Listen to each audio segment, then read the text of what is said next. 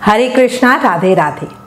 आज आपको विवाह पंचमी या भगवान श्री राम और सीता माता के विवाह के विषय में बताती हूँ। इस दिन भगवान के विवाह का आयोजन कैसे करें, अगर विवाह आयोजन नहीं करना तो और क्या कर सकते हैं। इस दिन बच्चों का शादी ब्याह क्यों नहीं करवाते, क्या कारण है, चर्चा शुरू करते हैं। मार्गशीर्ष शुक्ल पंचमी को भगवान राम ने माता सीता के साथ विवाह किया था। इस तिथि को श्री राम विवाह उत्सव के रूप में मनाया जाता है। इसको विवाह पंचमी भी कहते हैं। भगवान राम चेतना के प्रतीक है और माता सीता प्रकृति आदि शक्ति की।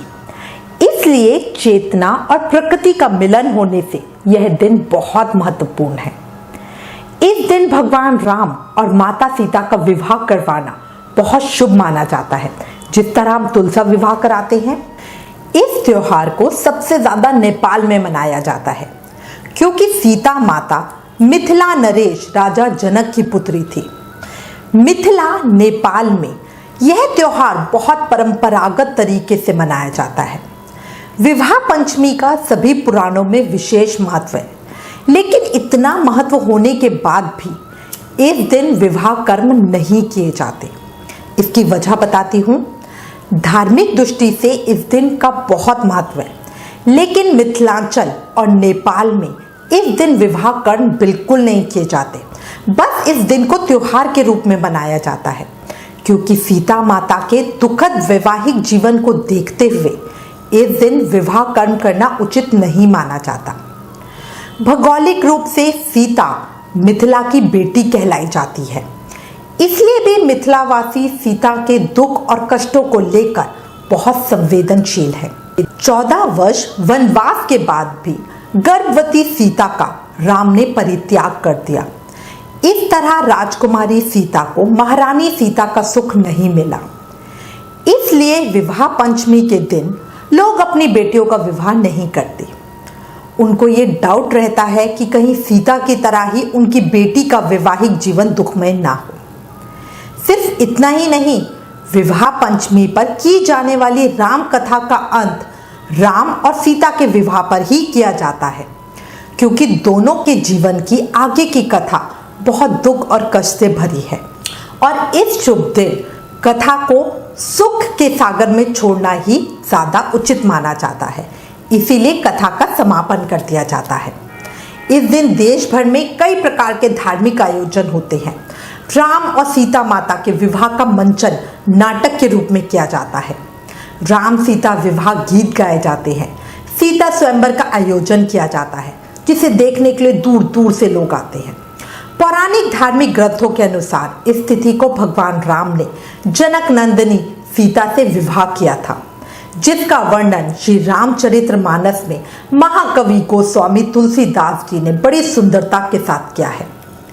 पुराणों में बताया गया है कि भगवान श्री राम और माता सीता भगवान विष्णु और माता लक्ष्मी के रूप में पैदा हुए थे। राजा दशरथ के घर पैदा हुए राम जी और राजा जनक की पुत्री के रूप में सीता पैदा हुई थी। बताया जाता है कि सीता माता का जन्म धरती से हुआ था। जब राजा जनक हल जोत रहे थे, तब उन्हें एक नन्ही सी बच्ची मिली। एक बार सीता माता ने मंदिर में रखे धनुष को उठा लिया। उस धनुष को परशुराम जी के अलावा किसी ने नहीं उठाया था। तभी राजा जनक ने यह निर्णय कर लिया कि जो भगवान विष्णु के इस धनुष को उठाएगा, उसी से सीता की शादी होगी। इसके बाद स्वयंवर का दिन निश्चित किया गया और सभी जगह संदेशा भेजा गया। इस स्वयंवर में हिस्सा लेने के लिए बहुत दूर दूर से लोग आए। इस स्वयंवर में महर्षि वशिष्ठ के साथ भगवान राम और लक्ष्मण भी दर्शक के रूप में शामिल हुए। कई राजाओं ने प्रयास किया, लेकिन कोई भी उस धनुष को उठाना तो दूर हिला भी नहीं सका। फिर राजा जनक ने करुणा भरे शब्दों में कहा, मेरी लड़की के लिए कोई भी सुयोग्य वर नहीं है क्या? तब राजा जनक की इस मनोदशा को देखकर महर्षि वशिष्ठ ने भगवान राम से इस स्वयंवर में हिस्सा लेने को कहा। गुरु की आज्ञा का पालन करते हुए भगवान श्री राम ने धनुष को उठाया और उस पर प्रत्यंचा चढ़ाने लगे। प्रत्यंचा चढ़ाते वक्त धनुष टूट गया और उन्होंने सीता से विवाह किया। इसी प्रकार आज भी विवाह पंचमी को सीता माता और भगवान राम के विवाह के रूप में हर्षोल्लास से मनाया जाता है। मर्यादा पुरुषोत्तम श्री राम सीता के शुभ विवाह के कारण ही यह दिन बहुत पवित्र माना जाता है। भारतीय संस्कृति में राम सीता आदर्श दंपत्ति माने गए हैं। जिस प्रकार प्रभु श्री राम ने सदा मर्यादा पालन करके पुरुषोत्तम का पद पाया, उसी तरह माता सीता ने सारे संसार के सामने पतिव्रता स्त्री होने का उदाहरण दिया। इस पावन दिन सभी को राम सीता की आराधना करते हुए अपने सुखी दाम्पत्य जीवन के लिए प्रार्थना करनी चाहिए। अब मैं आपको बताती हूँ विवाह पंचमी के दिन भगवान का विवाह करवाने से हमें क्या आशीर्वाद मिलता है। कहा जाता है कि इस पावन दिन सभी को राम सीता की आराधना करनी चाहिए। आराधना करते हुए अपने सुखी दाम्पत्य जीवन के लिए प्रार्थना करनी चाहिए। विवाह पंचमी को चाहे भगवान श्री राम विवाह का आयोजन करें या बालकांड में भगवान राम और सीता जी के विवाह प्रसंग का पाठ करें, दोनों से ही उत्तम फल मिलता है। पारिवारिक जीवन सुखमय होता है। अगर आपका या आपके बच्चों का विवाह होने में बाधा आ रही हो तो यह समस्या भी दूर हो जाती है। मन चाहे विवाह का वरदान मिलता है। वैवाहिक जीवन की समस्याओं का अंत होता है।